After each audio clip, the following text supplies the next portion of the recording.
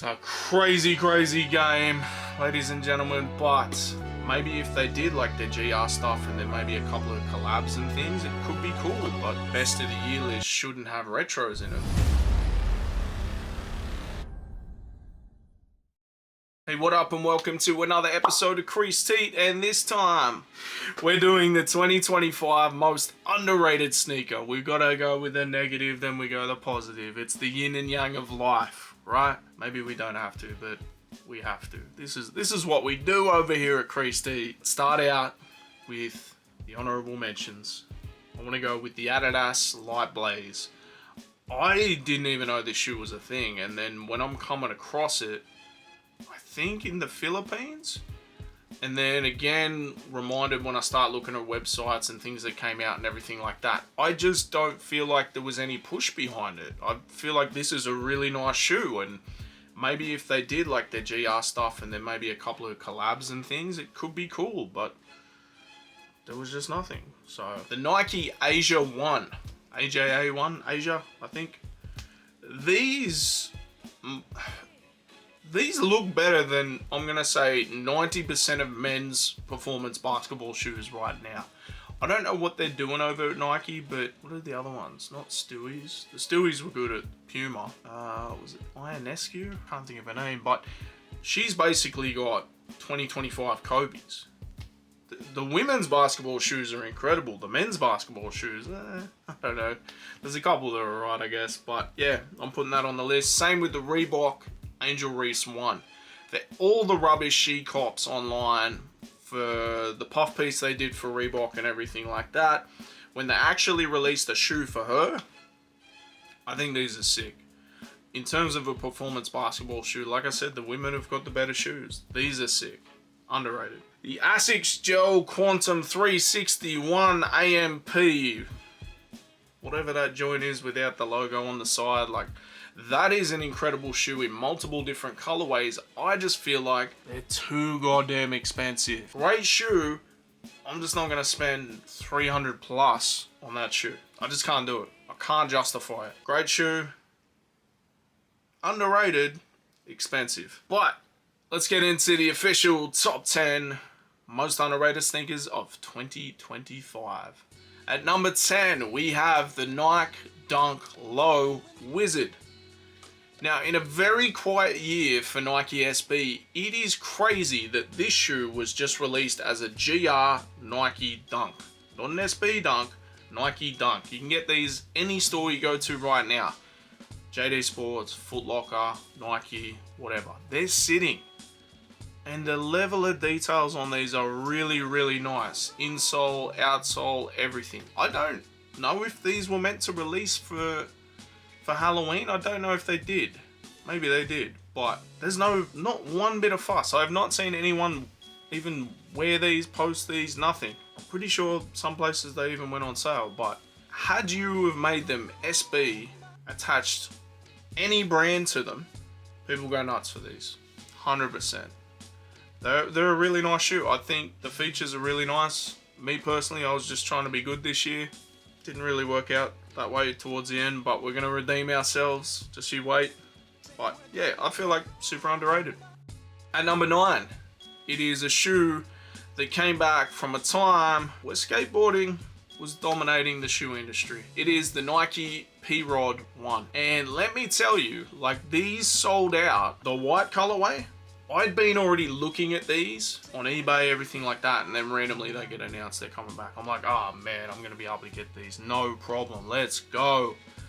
Problem. Went in raffles. They just sold out. And I'm like, damn. Like, was it just super limited? Was it like, what's the deal? I never saw anyone wearing them. Never saw anyone posting about them. Then when they released other colorways, they're now on special.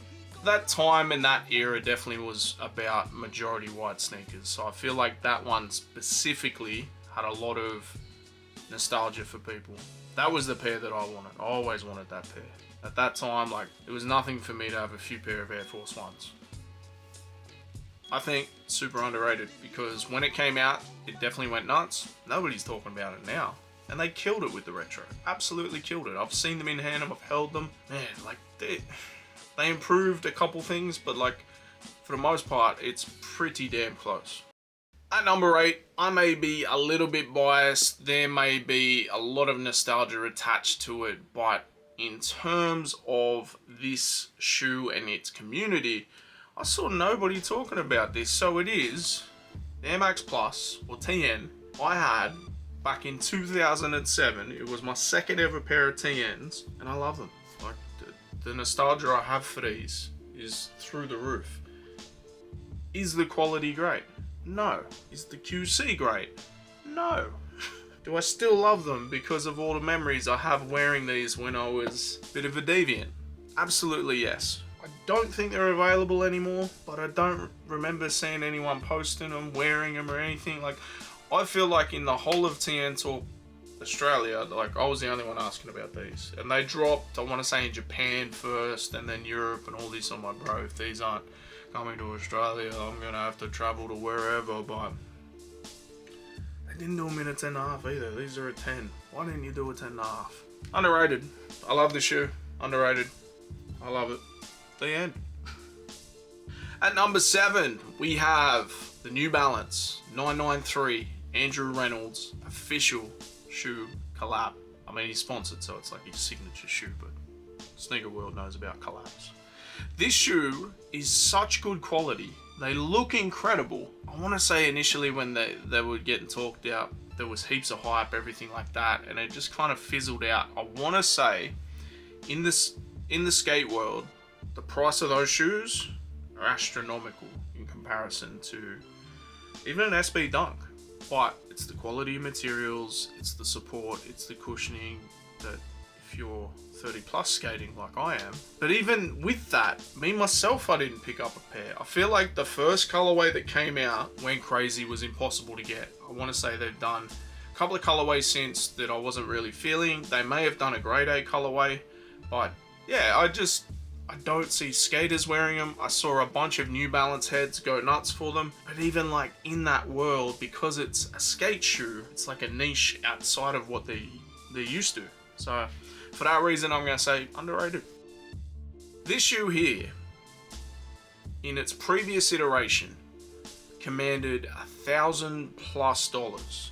It was a readily available shoe at the time. It was just the temperature of sneakers at the time was going crazy. So it sold out. It went nuts. They re-release it, and no one cares. I think these are better than the original. It is the Air Jordan 1 UNC reimagined. Yes, they went one for one in what they were doing in comparison to the Lost and Founds. Like, look at the details. I think because the blue, they actually left as it is, where the red on the Lost and Founds is a bit darker and just doesn't look as nice. I think this is better than the Lost and Founds. I think this is an incredible shoe. The fact that you could have got it for $100 at one point, crazy. I definitely saw it down to like $135. It could have gone even crazier, but I can't understand sneakerheads. We want this because it's worth $1,000 and then we re-release it and we don't want it. Absolute insanity. I've only worn it like once or twice. I want to say this time of year I'm not wearing highs. Like, I'm just not wearing highs. But I want to say as soon as I got them, I laced them up and we were going. And apparently, like, I need to rush that out. But super underrated. You can get them now. I'm pretty sure you'll be able to get your size now. You probably get them on special. I think that's going to be one in a few years that people kick themselves about. Obviously, the reimagined thing, aging sneakers, has been done to death. I was over it, but I like them. I can't lie, I like them. At number 5, it is the Jordan 1 Low Nigel Sylvester. Yes, I said before Brick by Brick was overrated. Said at the time that I think that's not even the best shoe he's released this year. This shoe is super nice, and I kick myself that I didn't participate in the raffle at the time because I thought potentially I was going to get the undefeated fours with the random shock drop at supply. That's the only reason I didn't go in a raffle. I'm like, nah, I'm going to be getting this. This is going to be about $300, you know. I'm not getting the low as well. That's $500 I would have spent in the day. I spent way more than that, I think, anyway. But I would have been able to experience it with Nigel there, everything like that. Get him to sign the box. Like, it would have been a moment. Because I've got to say, like, one of the coolest people I've ever met. Honestly, like, some people get annoyed with the camera. I kind of went to put it down. He's like, no, I'm not done. I'm not done.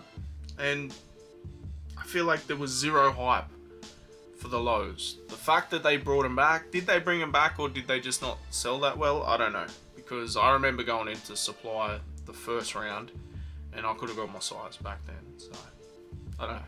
I think bringing Nigel brings out a little bit more hype for them and people could get them, everything like that. But I remember later on in the day there was still heaps of pairs there. And by the time they sort of finished, I'm pretty sure they put them on the website, supply website after that. So yeah, I think that is a much better shoe. Quality of materials, the wearability, everything like that. I think it's a much better shoe than the Brick by Brick 4. And you guys are going to call me crazy, but that's fine. It's my list. Make your own damn list. At number 4, we have the return of an OG that I've been waiting for since...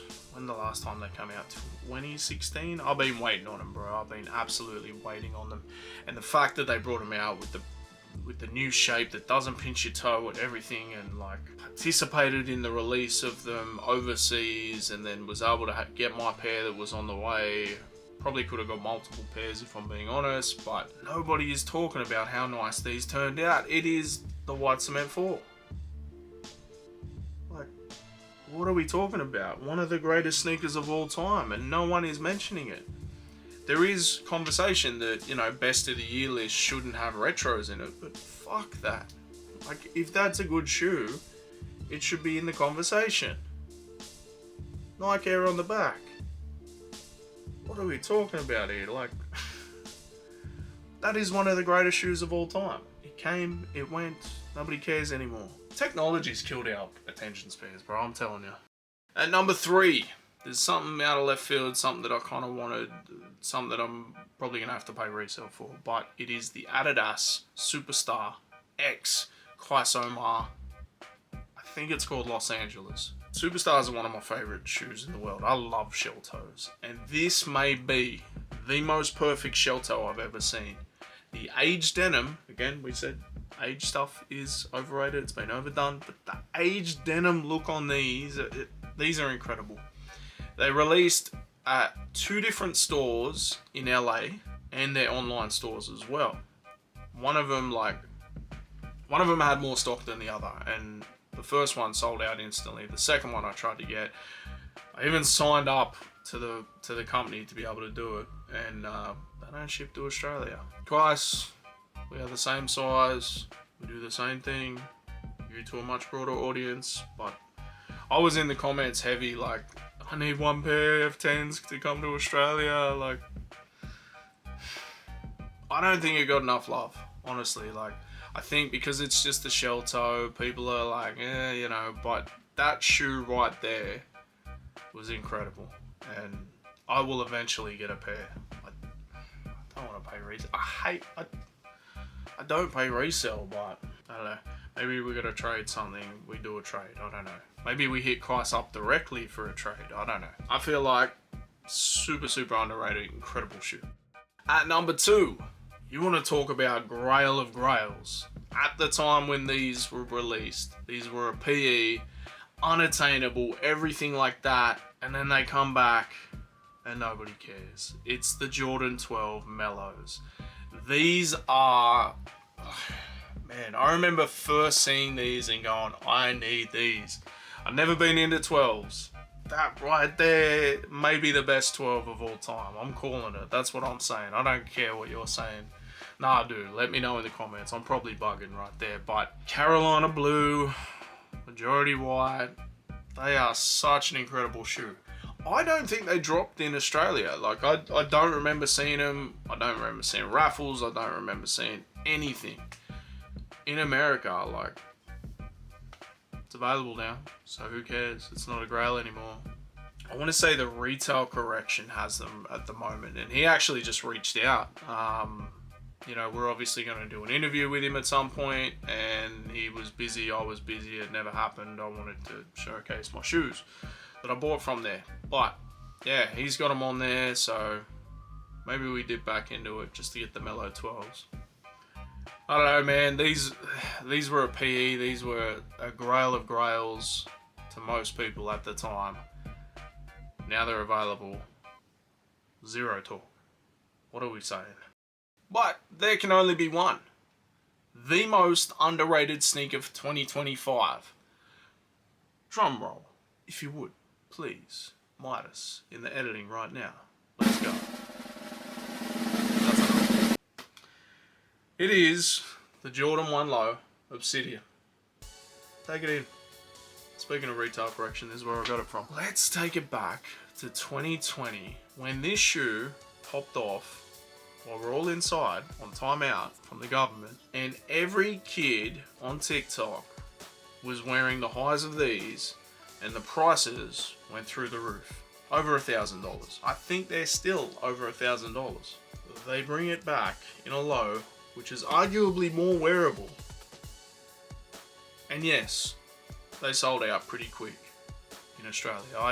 I thought like a week later I'd be able to get them, honestly. I thought I'd be able to go down to the city and I'd be able to get them, no problem. Nope, they did sell, but I feel like it was resellers that bought them in hopes for one last ditch effort to claim some sort of money out of sneakers this year. I don't know what. And then from there, I feel like they probably sold them to other resellers, and who knows, maybe they cut their losses. But I have not seen these on feet. I have not seen these on feet. I have not seen these on Instagram. I have not heard anyone talking about having them. It is such a wearable shoe. Like, I had these on the other day. Like, the UNC one, if I just have the plain UNC one, the original one without the aging and everything, it's a little bit too much for me. The aging, I feel like, breaks it up within the colouring, but the Obsidian, having multiple colours, you still get a UNC, but with the navy, it breaks it up a little bit better. Maybe it's a case of lows. People don't like lows. I prefer lows to an extent. I feel like I wear highs in winter, lows in summer. Anything that comes out in a low, people don't care. The Space Jam lows came out, nobody cared. Space Jam highs have been announced, people go nuts. I don't know, man, I just felt like, especially with the demographic that made these go nuts, your TikTok kids and everything like that, so much easier to wear, like, for your dance moves and such. But, god damn, I sound old right there. But, for me, the most underrated sneaker of 2025. The fact people were calling these grails in a high, they were commanding 1400 I want to say at one point. Releasing a low, nobody cares. You can probably get them under retail right now on secondary markets. It's a crazy, crazy game, ladies and gentlemen, but this has been the 2025 most underrated sneakers list by me, Midas of Crease Heat. Let me know in the comments. Am I bugging? Was there something else that was more underrated than these? What did I miss? Let me know. Let it be known. But this has been another episode of Crease Heat. Make sure you like, share, subscribe, and we'll be back every week with brand new content, maybe even twice a week, leading up to Chrissy to pump out these episodes. You never know. Peace.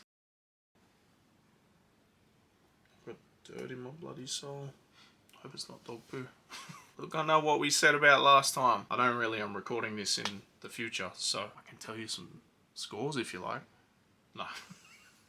What do they call them? Blue quads? Something quad. Teal quads, I think. No, not teal quads. Something quad. But, so underrated. I don't even know the name.